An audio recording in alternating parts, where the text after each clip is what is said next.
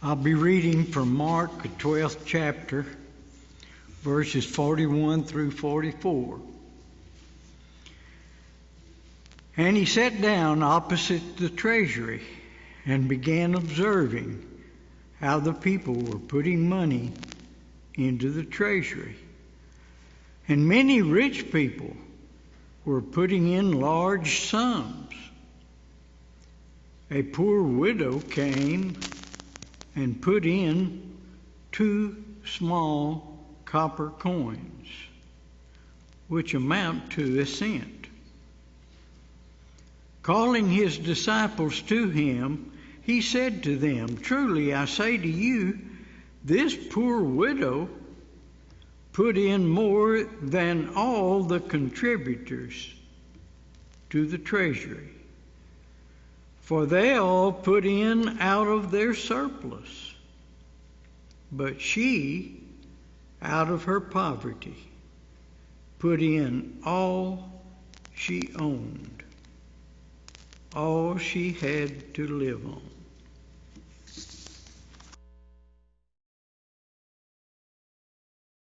I'm sure that each and every one of us can think about people in our minds that we consider to be very generous people. Maybe they were generous to us, maybe they were generous to people we knew, but we think about those people and we think about their great generosity. You know, even when we think about our nation, so oftentimes when we see tragedy strike in our world and other nations, the first people on the scene is the United States. I remember all the money that the U.S. gave when the tsunami happened some years back, and the effort that was put forth. And really, when I think about that, and I think about the generosity that the United States has shown for decades, I think that all goes back to the fact that at heart we're a Christian nation and have been for a very long time. And while we may see decay in that today, that has not been the case in the past. I think Christianity in and of itself breeds generous people. You know, the Bible ultimately is a book about giving, about being a people that give. And I want you to think of it in these terms. Jesus in His ministry often spoke of money. He often spoke of possessions. 16 of His 38 parables were teaching about how to handle money, how to handle blessings, how to handle material possessions. And so, you know, we see 16 of His 38 parables in this very direction. 1 out of every 10 verses in the gospel accounts, 288 in total, deal directly with the subject of money. 500 verses in the Bible are on prayer. 500 and less than 500 verses rather are on faith in the New Testament. And yet there are 2,000 verses on money and on possessions. Now, my point is not that our money and possessions are more important than the subject of prayer. It's not that it's more important than the subject of faith because it is dealt with, simply because it's dealt with in more verses in the Bible. I would go at it from another direction in regard to the number of verses and how there's so many more than these other subjects. I believe that the lesson we should derive from that is that it's easier to have faith and prayer than it is to handle material possessions, to handle money. That those things are easier in the long run than dealing with this. And I don't think we would struggle to thumb through our Bibles and find instances of that, right? I think even Jesus' statement in Matthew chapter 19, after he deals with the rich young ruler, and he talks about how that it's easier for a rich man, or easier for a camel rather, to go through the eye of a needle than for a rich man to enter into the kingdom of heaven, right? That statement in and of itself proclaims a great difficulty that we have to overcome in our Christian lives in dealing with and how we deal with that which we have. We also need to understand, as we think about that idea, that giving money is not synonymous with other types of giving. And I've heard this at times over the years from various sources, but almost as if giving our time and giving our energy are synonymous with giving money. And when we look in the Scriptures, we will see that those things are not synonymous with each other. Yes, I am to give time and I am to give energy. That's required of me as a Christian. I'm going to have to give my time to the work of the Lord. I'm going to have to give my energy to it, right? But it is not synonymous with the teachings in regard to the giving of money. And so, we don't want to confuse those three items and make them almost one thing, because that simply would not be handling the Scriptures, I think, accurately. In our text tonight, we see Jesus is watching the people give there in the temple. I told you this morning that Jesus came into the temple, at least there on Sunday after the triumphant entry, and he just kind of watched things. And that seems to be something that Jesus would do from time to time. It seems that he would just kind of step back and kind of watch what was going on, kind of see where the people were. And when we come to our text here, Jesus seems to be doing that again. He's sitting back, he's kind of watching this giving going on. The giving that's going on there in the temple complex. And it is these contributions that are being placed in 13 containers that were there in the temple. These containers are kind of interesting. It wasn't just like a chest laying there and you went and dropped your gold coins in or whatever kind of coins you had. It wasn't like that at all. In fact, they were containers down here, but on the top it had a receptacle that kind of narrowed out and then curved back. And so when you put your money in, it would kind of have to go through all that and go down the tube, go into the container. Well, for some, it was an art to bring my money, bring my coins, and if I sling it just right, boy, I can make a racket going down that brass tube. And everybody would look and go, man, did you hear all the money that just went down into that? That guy just gave a lot, right? Because so much of their giving and so much of what they were doing was to be seen of men. That's why Jesus would address that in the Sermon on the Mount, right? Don't let your right hand know what your left hand's doing.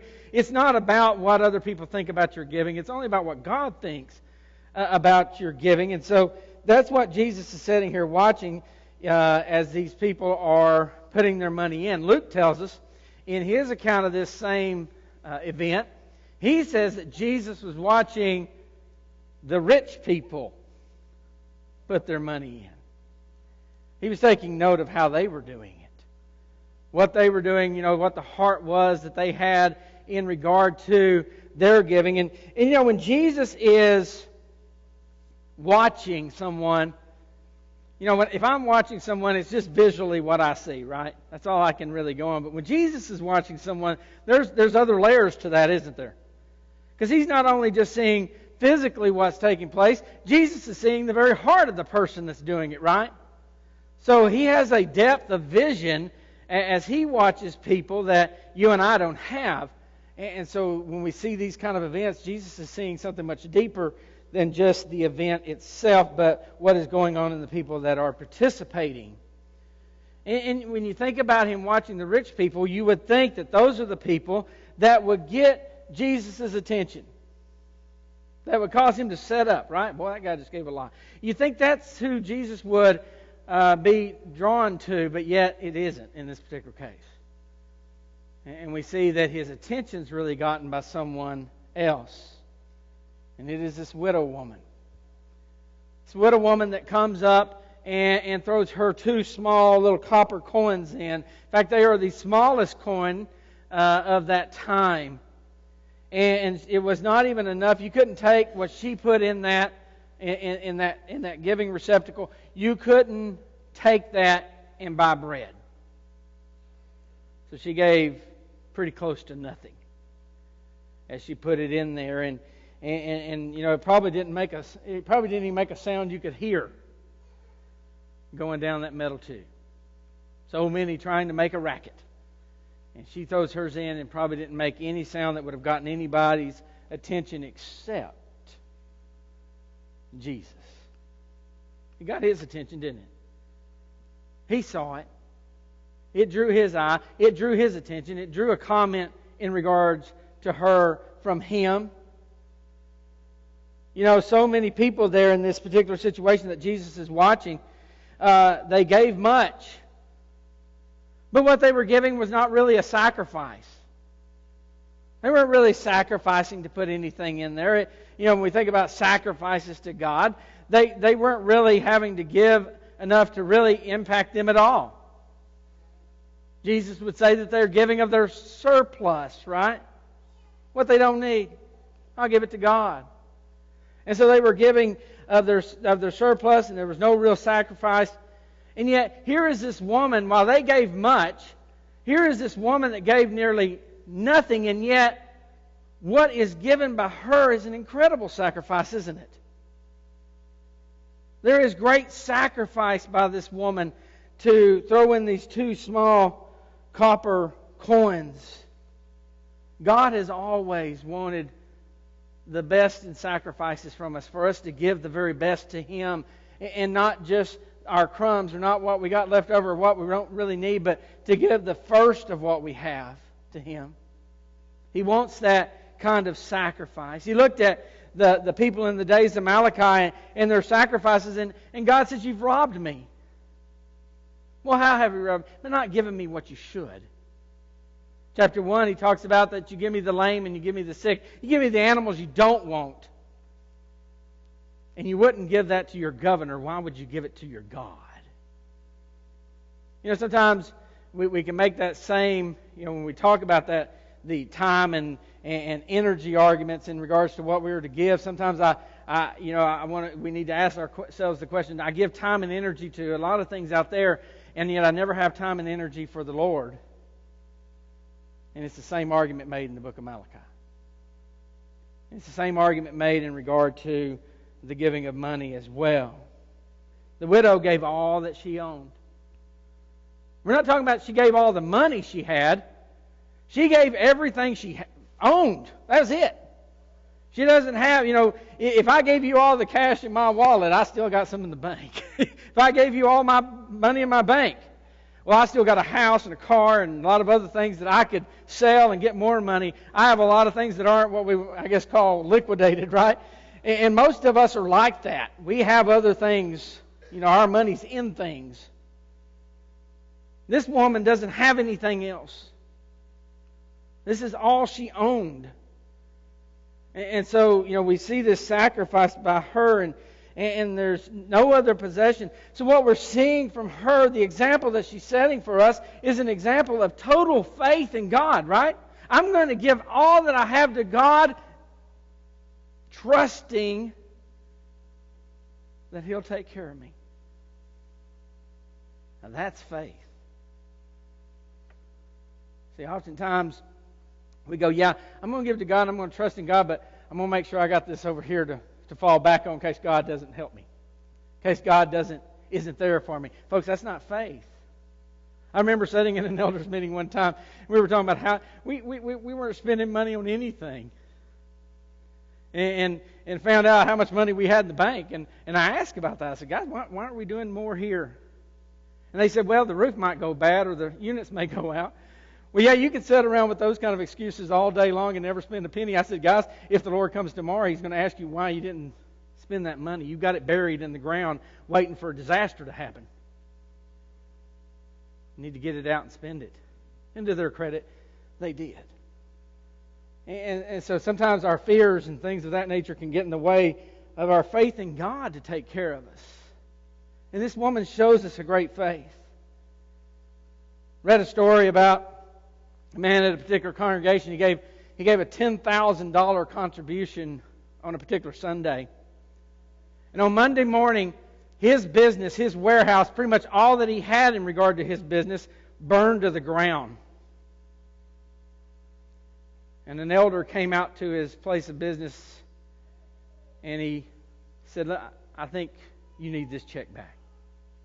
because I know what's happened. I understand the kind of bind you're now in, and we really appreciate that you gave this, but I'm going to give it back. And the guy said, yeah, I probably should take that back. So he took the check, he tore it in two, reached in his pocket, pulled out his checkbook, wrote an amount for twice that amount, wrote $20,000 check, handed it back to him. He said, I guess now I'll just need to trust in God even more to see me through this. Folks, that's trust. Right? He's in dire straits with his business. Yet he says, I'm going to trust God to get me through it. And he is living the life that the woman shows us here in this story. When we think about giving, I want us to think about giving being two things. Giving is, first of all, it's an expression of love.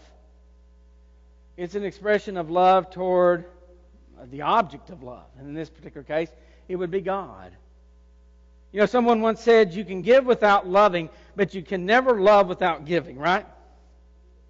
A person can give and not love the object or the person that they're giving to, but every person that loves someone will give to that person. And so when we love God, there is just no way that we can get away from giving to Him, because love is expressed in that kind of way. In John chapter 3 and verse 16, God's greatest expression of His love is a gift, is it not? For God so loved the world that He gave, see the natural progression there, His only begotten Son. And so there is a gift attached to God's love. It's the action of love is to give. I can tell you I love you, but if I never do anything for you, if I never give anything to you in regard to as an expression of that love, then my love's not much. It's not worth much either. James would make a similar argument about seeing your brother in need and saying, hey, be warm and be filled, right? But not doing anything to help them. There's nothing to that. There's no expression there that shows that what you're saying and what you're claiming has any reality in your life. And so we want to be people that express our love to God in the way that we give.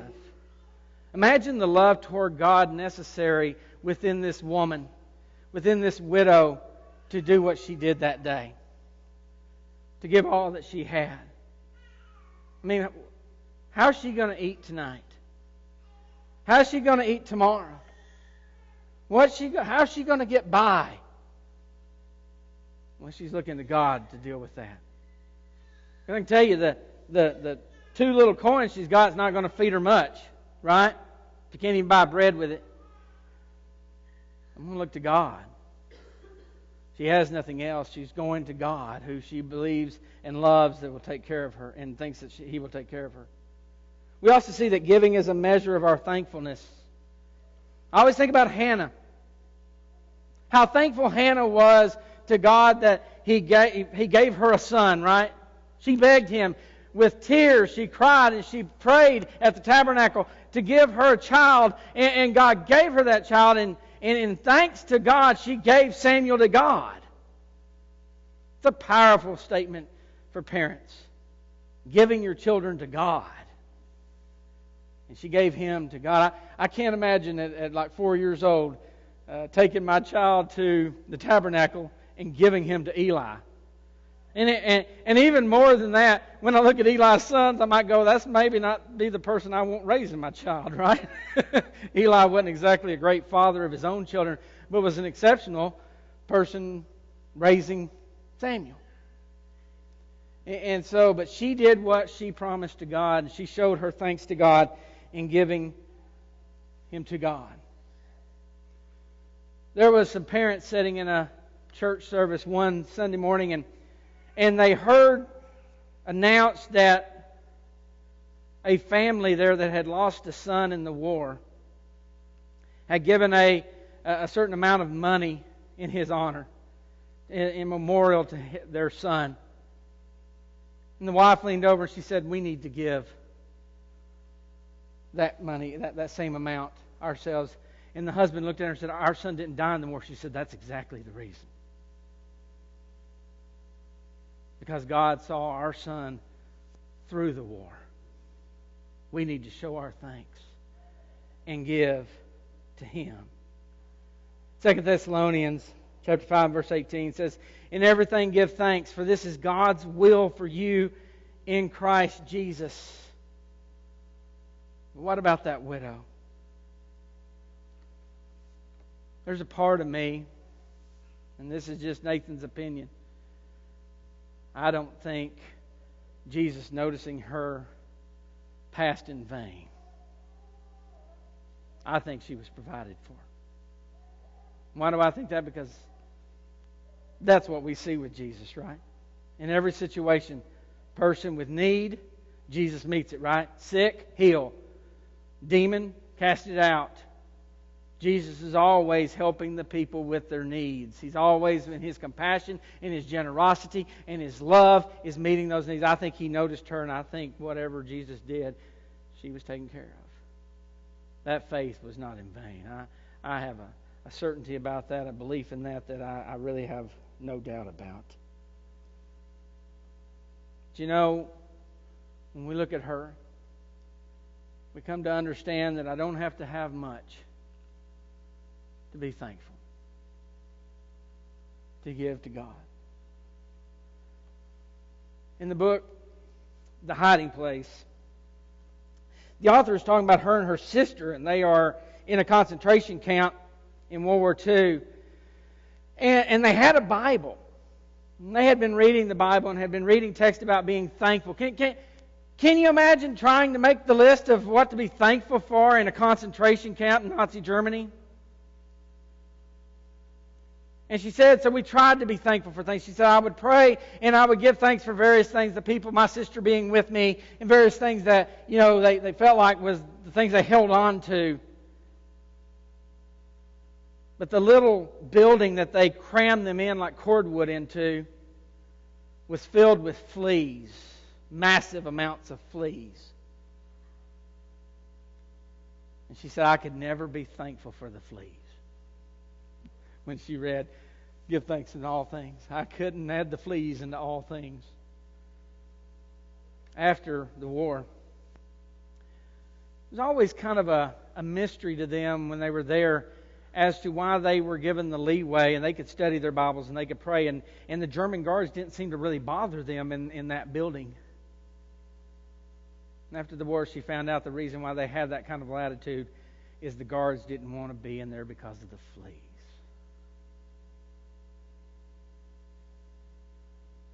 I'm not thankful for the fleas, but I don't even realize how the fleas are blessing me, right? He kept the German guards out, kept the mistreatment out, enabled them to continue to study their Bibles, to pray, to be people that, you know, were able to do things that others were not. So sometimes there are things in our lives that we may think are problems, and they may have a greater purpose. So we give thanks to God for all things, even those things that might not be the things that are always pleasant, the things that are always easy. And we give those thanks because God works in such things. So we ask ourselves the question tonight, does your giving show thanksgiving to God and for all that He has done for you? This widow in our story teaches us a powerful lesson of faith in giving. She shows us that there is a great difference between much and all. I can give much. I can give a lot. But if I have a lot, you know, for a man that has $1 million to give $1,000 isn't a big deal. But for the person who has $1,000 in their bank account, that's everything, right? There's a big difference between a lot and all. And the trust that comes in such kind of sacrificial giving. And yet that difference can show the heart in a very powerful way, as it did on this particular day in the temple complex in Jerusalem. You can give much and still really give nothing. That's possible. It is not about the amount given, though. It is about the heart that's behind it. God said, don't look at the man. Don't look at the outside of the man. I am a God that sees the heart. That's what He told Samuel. And Jesus standing there that day was not just seeing the money that was going in those giving boxes. It was Jesus standing there and seeing the hearts of the people that gave it. He knew that some could have given more, but not that woman. She couldn't give more. She maxed it out, so to speak. She gave everything that she had. Give all that you are to God. An amount is not what God sees. He sees you. He sees what's on the inside. He sees your heart. He sees your faith. He sees your heart of love. He sees your heart of thanksgiving. God doesn't command this in Scripture. And I don't want this to be a misunderstanding. He's not commanding us to give everything and have nothing and be destitute. But He's asking us to trust Him with that kind of level. That if we did have to give up everything to be His, that we would. Isn't that the story of the rich man, rich young ruler? Sell all that you have and give it to the poor and come follow me. But he was very wealthy and unwilling to do it. It wasn't what he wanted to do. He wanted to hang on. He wasn't willing to follow Jesus for that, if it meant that. For us, our hearts need to always be willing. And we need to be people that give in a manner that demonstrates a love and a thanksgiving to the God that saves us. This evening, I hope and pray that you have that kind of love, that kind of thanksgiving in your life. I hope that you have a heart that trusts God. If you don't, if you're not a Christian, if you haven't responded to what God gave Jesus for you. We hope and pray that you'll respond to that, to the gospel of Jesus, and become a Christian. If you're a child of God and maybe your heart hasn't been where it should, maybe you haven't been giving, maybe it's just out of your surplus, it's not really sacrificial, you're not missing it at all, and you're not really wanting to give any more. Ask yourself why. It's not a sermon about numbers on a board. It's a sermon about a heart given to God. If that's you, then look in your heart and ask yourself the hard questions. If we can help you, if we can assist you this evening in whatever spiritual need you may have, we pray that you will let us as we stand, as we sing.